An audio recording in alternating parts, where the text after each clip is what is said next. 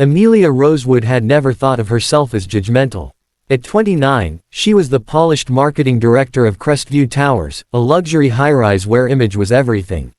She wore silk blouses, smiled at the right people, and believed she saw the world clearly. Every morning at 5:45, the same man cleaned her floor. No avail. 35, maybe 36. Tall, quiet, always in a faded navy uniform 2 sizes too big. His dark hair was too long, his gray eyes permanently tired. He pushed the mop in slow, deliberate strokes, earbuds in, never looking up. People stepped around him like he was furniture. Amelia barely nodded at him. She had heard the whispers: single father, dead wife, daughter with something expensive and incurable. Tragedy porn for the building's gossip circle. She felt a polite pity, nothing more. Then came the Thursday that broke her open. She had worked until 2 a.m. on a presentation. Exhausted, she forgot her laptop bag in the lobby. By the time she remembered and raced downstairs in her pajamas and coat, the building was locked for the night. Security let her in with a bored wave. The lobby was dark except for one light near the mailroom. She was about to call the elevator when she heard a child's laugh, small, bright, impossible at this hour. Curious, Amelia walked toward the sound. The mailroom door was cracked open. She didn't mean to look. She only meant to pass by. But she looked, and the world tilted. Noah knelt on the cold tile floor in his janitor uniform, sleeves rolled high, hands stained with bleach.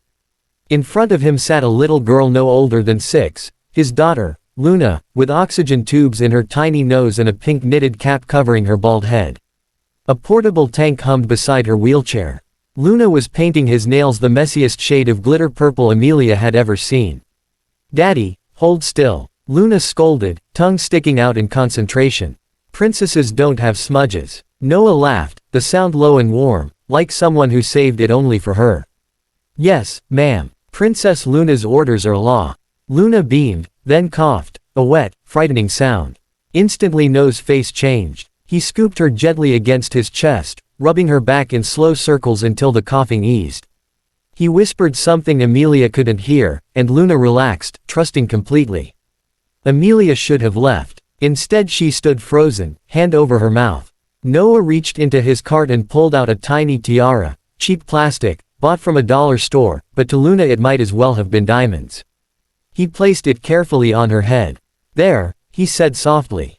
"My brave girl deserves a crown." Luna touched it reverently. "Do I look pretty, Daddy?" "You are the most beautiful thing in the entire world," he answered without hesitation, voice cracking just slightly. "Every star in the sky is jealous of you." Then Luna yawned, eyelids drooping. Noah lifted her from the wheelchair as if she weighed nothing and settled her on a nest of clean towels he had arranged on the floor, his break room, his secret safe place. He covered her with his janitor jacket, tucking it around her like a blanket. He sat beside her, back against the wall, and began to sing. Not well, his voice was rough and off-key, but the lullaby was old and tender. Amelia recognized it from her own childhood. Tears burned her eyes without permission. When Luna finally slept, Noah rested his forehead on his knees. His shoulders began to shake with silent sobs he clearly thought no one would ever see. Amelia saw. She saw the unpaid medical bills spilling from his open backpack. She saw the second job's name tag clipped to his belt, night security at a warehouse. She saw the sandwich cut neatly into tiny pieces so Luna could eat it without choking. She saw the way he kissed his daughter's forehead every 30 seconds, as if making sure she was still breathing. And in that moment, Amelia understood something shattering. For 2 years she had walked past this man every single day, thinking he was beneath her notice. She had pitied him from a safe, superior distance. But no avail. Exhausted, broke, grieving, was richer than every resident in her glittering tower combined. Because every drop of strength he had, he poured into keeping his little girl alive and believing she was loved beyond measure. Amelia backed away silently, tears streaming. She retrieved her forgotten laptop and went upstairs. The next morning, she did not wear silk. She came down early, holding 2 cups of real coffee and a warm croissant. Noah was mopping, same as always, eyes on the floor. "Mr. Vale," she said softly. He looked up, startled. No one ever used his last name with respect. "I owe you an apology," Amelia managed. And if it's okay, I'd like to start by bringing Luna some books.